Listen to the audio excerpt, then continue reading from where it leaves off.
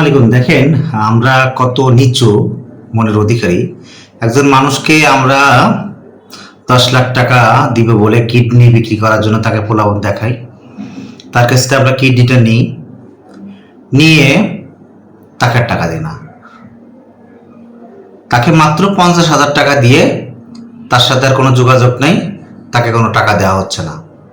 এমনই একটা ঘটনা ঘটেছে জয়পুরহাটের একজন মানুষ, যে কিনা একজনকে মানে কিডনি বিক্রির জন্য প্রলোভন করে তাকে বলছে যে হ্যাঁ, তুমি কিডনিটা দাও, তোমাকে আমি 10 লক্ষ টাকা দেবো। এই বলে তাকে নেপালে নিয়ে তার কিডনিটা অপারেশনের মাধ্যমে করে উনি ব্যক্তি যখন বাংলাদেশে আসেন, তাকে মাত্র 50,000 টাকা দিয়ে যে দালাল বা প্রতারক